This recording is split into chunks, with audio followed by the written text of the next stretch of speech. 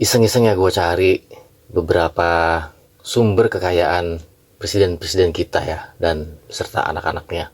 Dari presiden pertama sampai sekarang presiden ke-8. Memang presiden ke-8 ini ya dianggap belum lah, kan dia belum purna tugas ya. Jadi masih bisa berkembang nanti harta kekayaannya ya setelah purna tugas ya. Dari mulai presiden Soekarno ya, presiden pertama, Soeharto, sampai ke presiden Prabowo nantinya. Lu lihat sendiri dah harta kekayaannya berapa gitu. Makanya mungkin ini juga ya sangat seksi ya posisi pimpinan tertinggi di Indonesia ini ya. Presiden, siapa yang nggak mau gitu kan. Dia bisa menggerakkan semua lini, semua aspek ya. Dia bisa memainkan peran para menteri, lembaga, badan ya kan, kepala kepolisian, TNI segala macam ya. Itu bisa dia otak-atik sama dia kan. Lu bayangin aja, menteri BUMN itu ya, dia punya kewenangan mencolok cabut nih, ganti-ganti semua jajaran direksi BUMN se-Indonesia. Lu bayangin aja lah, bisa jadi ada itu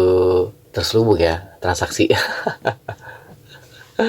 Bayangin aja loh, BUMN seluruh Indonesia dicolok cabut sama menteri BUMN.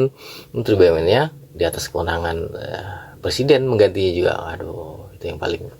Lu pernah mikir ya kenapa banyak banget orang ngotot jadi presiden? Ya itu karena rela ya dia bakar duit miliaran, debat panas, dan main strategi kayak catur hidup.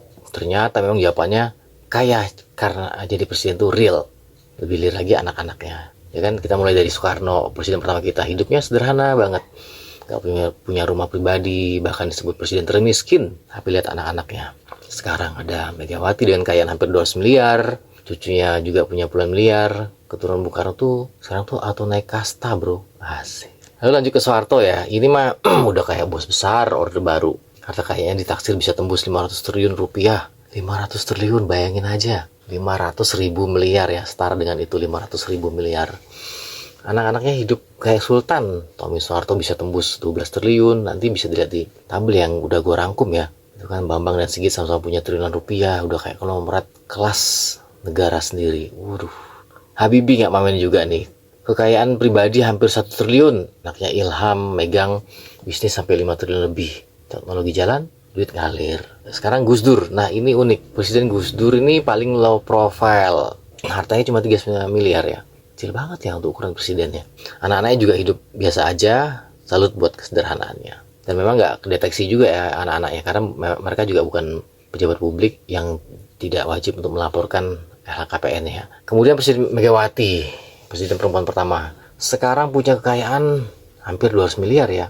Wan juga anaknya lebih gila lagi, 500 miliar. Wih gila cuy, 552 miliar. Ini baru politik warisan. Kemudian SBY ya, kayaknya nggak sampai 14 miliar. Ini juga untuk sekelas presiden harusnya 100 miliar ya. Ini 14 miliar. Tapi anaknya Ibas jadi anggota DPR dan punya kekayaan 320 miliar. Warisan pengaruh dan posisi jalan banget.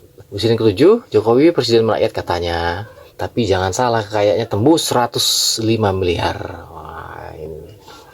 Anaknya Kaisang bisnisnya rame, pernah beli saham 92 miliar cash. Gokil nggak tuh? Ya kan? Sekarang anaknya juga menjadi wapres ya. Nanti kita lihat kekayaan berjalannya ya, berapa nanti, pasti naik lah. Dan terakhir presiden terpilih Prabowo Subianto. Bos ini punya kekayaan 2 triliun, amazing.